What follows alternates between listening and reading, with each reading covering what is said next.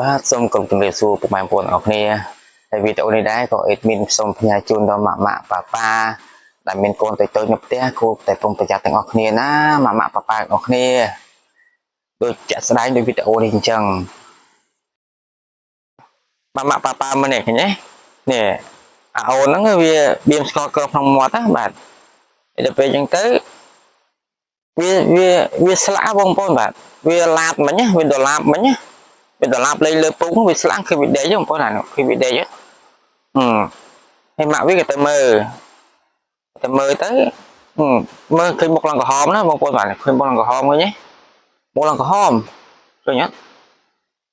ម៉ាក់វាខំម្ល៉េះខំគក់ខំអីហ៎បងនៅកាត់អីណាបងប្អូនបាទឃើញអត់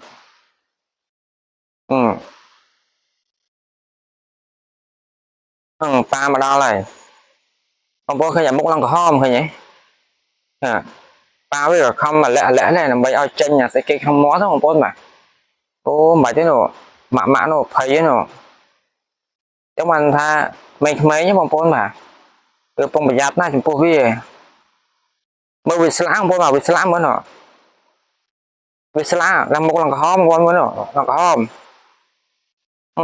ប៉ាវិញយកស្អីបូមចេញលឹបអូលឿនណាបងប្អូនបាទលឿនណា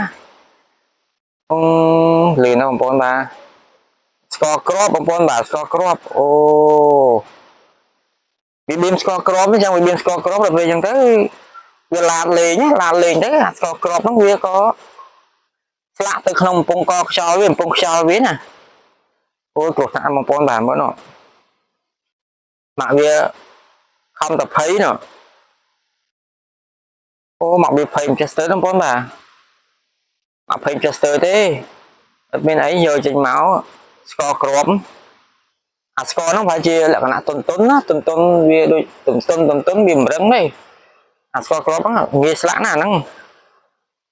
បើយើងមានអាហ្នឹងនៅផ្ទះមកក៏ល្អដែរបងប្អូនបាទសម្រាប់ម៉ាក់ប៉ាគឺថាអឺនៅផ្ទះសម្រាប់មានកូនតូចៗគឺប្រយ័ត្នប្រយែងណាម៉ាក់ប៉ាក៏គ្នាណាហើយកុំឲ្យភ្លេចរឿងថ្នាំរឿងអីក្តៅខ្លួនអីពេលយប់អញ្ចឹងណាត្រូវត្រៀមដូចជាម៉ាស៊ីនវាស់កម្ដៅថ្នាំត្រជាក់បើមានអាហ្នឹងទៀតរត់តែល្អបងប្អូនបាទមើលនេះគេចុចចំាខ្វាច់គេចេញមកត្មងអូគ្រោះថ្នាក់បងប្អូនបាទ